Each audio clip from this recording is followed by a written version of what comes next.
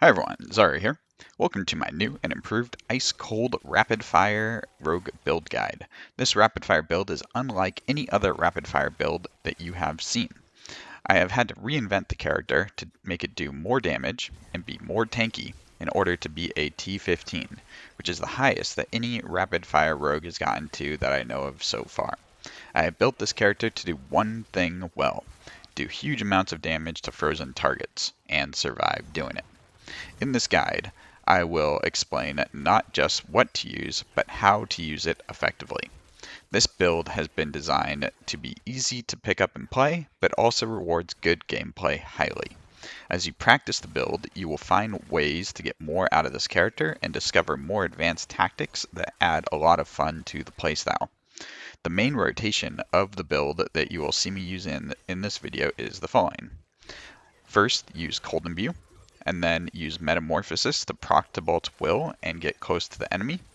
Spam Blade Shift for combo points, and then use Rapid Fire for the big damage. Then Blade Shift some more, and then Rapid Fire, and then Blade Shift some more again until Cold Imbue comes back, and then repeat. How does this build work? Well, it's actually quite simple. Our goal is to use Cold Imbue as much as possible, and I have designed the build around this idea. We do this in two ways. One, cooldown reduction on Shago and on my amulet. And two, we use Hectic, which makes it so that every 5 basic attacks reduce the cooldown by 2 seconds on a random ability. Now, to do this effectively, I have designed my build to not use any other skills very often besides Cold Imbue. And the chosen basic skill, which I've chosen to use, is Blade Shift. It attacks extremely fast. You can see this in the video, just how quickly my Cold Imbue comes back, and I can use it probably about 2 out of every 3 rapid fires, or I can simply hit a few more times and only use rapid fire when Cold Imbue is up. This build actually only uses 3 skills 99% of the time, and you could even play it with just the 3 skills. Those 3 skills are Blade Shift, Rapid Fire, and Cold Imbue. The other 3 skills are mainly just for mobility, panic buttons, and to help with fighting the bosses, as I will explain later.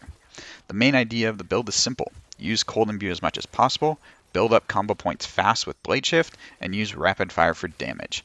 And then use the Hectic Vampire power with Blade Shift to very quickly reset Cold Imbue. Then you go again. I have intentionally chosen to not use any other imbuements or damage boosting skills such as Smoke Grenade because it makes us take longer to reset Cold Imbue, because Hectic will go there instead. One thing to keep in mind is that if a mob is not frozen, we don't do much damage. Because of this, you will see that I often will not evade after every rapid fire like you may have seen me do in other videos. Instead, I'll use rapid fire, then Blade Shift, and then rapid fire again into the same elite target since he is already vulnerable and already frozen in order for me to do massive damage immediately. I'll also at times simply spam Blade Shift until my Cold Imbue comes back up instead of using rapid fire again, depending on the situation. Now, you may be wondering, why Blade Shift instead of Puncture? For one, Blade Shift is faster, allowing us to reset Cold Imbue faster. And 2, Blade Shift is a cutthroat skill, which allows us to easily keep up the close quarters combat buff. Now, there is a downside to using Blade Shift, however. For one, Puncture was really great because it allowed us to slow and vulnerable things easily. And to compensate, we take slow chance on our gloves, and we get vulnerable from Cold Imbue. And another big change in this build is that I decided to take Metamorphosis. This allows us to easily keep up our 40% damage increase from Bolt's Will, which makes us unstoppable. This is important because we had to use Shadow Step before all the time, which is a cooldown skill and would eat up Hectic stacks and also could eat up Cold Imbuements. And for boss killing, you can either pull one mob at a time using Concealment and Heartseeker, or you can fight all 3 at a time. I'd recommend pulling one at a time, however. If you have time, simply run away as the bosses are spawning, then walk back towards them slowly until you're in range to use Heartseeker. Shoot once, and then one of them should come. If more than one comes, simply let them head towards you. Maybe they'll split up a little bit, then hit Conceal, and then try again. Let's see how I deal with the bosses in this dungeon. So they ended up splitting into a pack of 2 and 1, which is pretty nice. And what I do here is I actually have 2 crossbows, one with repeating for fighting 2, and one with edge masters for fighting 1.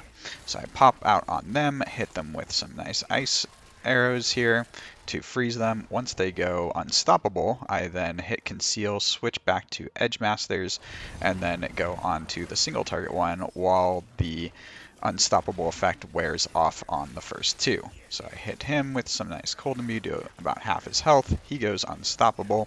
So then I hit Concealment again to de-aggro him, switch back to my repeating aspect, and then go back to them to finish these 2 off. Unfortunately, the one guy teleports away, making it a little bit harder to kill them both, but sure enough, get them both pretty low here. And then I can just shoot them a few more times to finish them off. And once they're dead, I can now switch back to my single target bow, hit Concealment again, simply walk up to him, hit him with some blade shifts, and hit him with a couple more ice imbues to kill him off and win the dungeon. Before we get to the rest of the juicy key details to make this build really work well, let's see how fast I can wrap this. Today's sponsor is me. Just a quick note that if you find this video or my other videos helpful and have made you a better gamer or a better person, please do me a favor and hit the subscribe button. And if you like build guides or educational videos about how the mechanics of the game work, please check out my channel. Also, please let this video continue running in the background even if you decide not to listen to the whole thing. It helps the algorithm a lot. That being said, I have a lot more key details to tell you about in this build, so let's get to it. Alright, so let's talk about gearing. So gearing is extremely important, and I've had to make some gear changes that really helped out a lot that I'll tell you about here. So first off, I'd recommend if you're using an elixir, if you're really trying to push the elixir Fortitude or the new event elixir that gives 15% max life, this will help you out a lot. Our helm is of course the Shaco. Notice that it does have the 10% cooldown reduction, which is very important. And then on the breastplate, I am using Might. One thing to note is I'm not using Umbrus. I've chosen to use Might instead, and that's because the 20% damage reduction I feel is just more consistent than Umbrus is when we're having to fight in close quarters with Blade Shift. And another thing to point out is ideally you want something like you see here where you have the 3 damage reduction stats and total armor. You do need a good total armor roll on either the breastplate or your amulet. You need it on one of the pieces as long as you have good armor rolls on all of your other pieces. So you'll notice I have 925 gear on all of my pieces, and this is going to help me reach max armor. If you need more armor than this, you could put armor on both the amulet and the breastplate. And the rest of our armor, though, we are getting from Disobedience on the amulet slot that goes up to 99%. I don't have a perfect roll here, so mine's only 90%. But make sure you reach that armor cap, extremely important.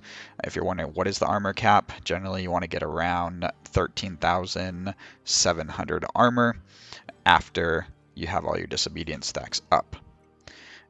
And then on my gloves, as I mentioned before, you do want to get that lucky hit slow roll on there, because this is our only source of putting slow on enemies, which gives us some nice damage reduction from that. And then you do of course want the rapid fire, attack speed, and critical strike chance. And then we want Tibalt's Will. One thing to note is you do want a high maximum resource as well as that high damage roll on the aspect there. I unfortunately only have 36%. And the boots, I want to have 3 resists with movement speed. And I am taking a Frostbitten so that I do 25% more critical strike damage against frozen enemies. On my bow here. I have two different bows. This is the one that I use pretty much all the time unless I'm fighting a solo boss, which is to have the damage to crowd-controlled enemies, all stats, dex, and then critical strike damage or damage to close would also be good, or critical strike damage to your imbuements would also be fine as well.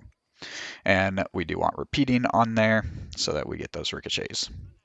Amulet. Important to get the 2 cooldown reduction rolls on here. You'll notice that I have the 8% and the 10% to my imbued and just regular cooldown reduction. And this is going to allow you to use cool. God, I can't speak. Can't speak. Yeah. All right, and then begin now. So for the amulet, it's very important to get the 2 cooldown reduction rolls that you see there, as well as Frigid Finesse. By having this much cooldown reduction, it's going to allow us to use our cold imbuement a lot. You can do this without them. I've done it with just all damage reduction rolls, and it still works pretty well. But if you want to get to that like highest possible damage, then go for this. And then you also want to have rings that look like this, where you have critical strike chance, close, crowd controlled, max life would be ideal. And I am taking the accelerating aspect here, as well as the elements on my other ring. And then I am taking Doombringer, as well as Condemnation. If you don't have the Shaco, you can do this with a regular helmet as well. I would use Umbrus and then get some cooldown reduction and faster attack speed, max life on your helmet. And then I would just get a regular weapon here with Edge Masters and get stats similar to my crossbow here. And one thing to note is that I am taking these two specifically because I'm using snapshotting, as you may have learned about in one of my previous videos. So I am snapshotting both the accelerating aspects so that I get 50%, as well as snapshotting elements to get 60%. Check out one of my earlier videos on snapshotting if you don't know what I'm talking about here. If you don't want to do snapshotting though, you can simply use the rapid aspect for faster attack speed and use Edge Masters for more damage is what I would recommend doing if you don't want to worry about snapshotting. And let's take a look at the vampire powers. So we're taking Undying. We attack extremely fast. This is going to help us stay alive. Hectic is, of course, to help us reset our cold imbuement. Ravenous gives us a lot of attack speed. And Domination allows us to do more freeze damage and kill off those enemies that are low health, that are not elites, faster. And then Metamorphosis is how we're going to proc our Tibalt's Will and keep our Unstoppable up. Let's take a look at the skill tree. So we are taking Blade Shift through primary Blade Shift. And one thing that's nice is Blade Shift does give us some more movement speed, which is going to make our Ravenous proc with a higher attack speed. And also, if your resists are not perfectly capped, then this is going to give you 15% more resist to all elements. So you should be good there as well. And then we are taking Siphoning Strikes. This is actually heals us a fair amount every time we use Rapid Fire. It's pretty good. Actually, it helps our survivability more than you might expect. And then Sturdy, of course, for close damage reduction. And then Rapid Fire through Advanced Rapid Fire. Make sure that you evade every now and then with Metamorphosis to proc this. And then Stutter Step for more attack, movement speed, which leads to more attack speed through Ravenous. And then we are taking Shadow Step through Discipline Shadow Step in order to reduce the cooldown when we use it. And we are taking Rugged to reduce the damage taken by damage over time effects. We are taking Agile for more dodge. And then, of course, Exploit and Malice for more damage. We're also taking Precision Imbuement for some more critical strike damage, or chance, I should say, just which gives us a little bit more damage. And then we're taking Cold Imbuement through Mixed Cold Imbuement for more damage, Frigid Finesse, damage.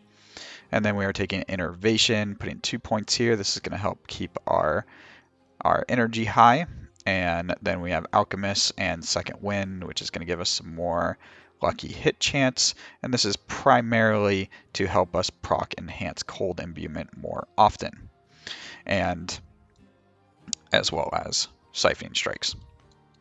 And then we do take Haste for more movement speed and Impetus for more damage. And Close Quarters Combat, we proc using Blade Shift and, of course, Rapid Fire. Let's take a look at the Paragon Board. This Paragon Board has been maximized for damage in order to push AOZ, though it is still pretty tanky as well. So what are we taking? On the first board, we have Combat. Combat gives us the most possible damage by giving us this nice 154% critical strike damage, and we critical strike almost 100% of the time, so we get this pretty much all the time, so it's really nice. And then the second board here is the cheap shot board. We take this node for more damage when we are close to enemies and they are crowd controlled. And then we are taking Devious, which is going to give us a nice 10% multiplier from crowd controlled enemies. And one thing to keep in mind is that every time you apply crowd control, whether it be a chill effect, for example, from the cold imbue, that's going to give you a stack. So 5 cold imbue arrows from our rapid fire, and you're going to get the full 10%. And then the next board here is the No Witness board. This is primarily because I want to get some more HP for some additional tankiness, but it is also a good board to put control on because we can get 44 intellect on this board because this node gives plus 10 intellect, so that's pretty nice. And that gives us massive amounts of the crowd control damage there. And then the next board here is Eldritch Bounty, which is going to give us another 20% multiplier to our cold imbuement arrows. And on this board, I am taking Canny, which is going to give us a nice stacking 10% non-physical damage modifier there. And then on our last board is Tricks of the Trade. I do take this node because now we are using a cutthroat skill, Blade Shift, very often. So every time we use Rapid Fire is going to get that 25% damage increase, which is huge. And this is where we are putting the new Tears of Blood glyph on here. So we take all the various nodes here. If you want to see this build in action in a full T15 run, it was a pretty insane run with a crazy ending. Ended up just beating it with 0 seconds remaining. I'll leave a link in the description, and a video should be popping up right about now if you want to check that out. And if you guys find anything else in this build that you think can be improved, this can be a community effort. Let me know what you guys think about it, and I will see you guys in the next one. Thanks, guys. Bye-bye.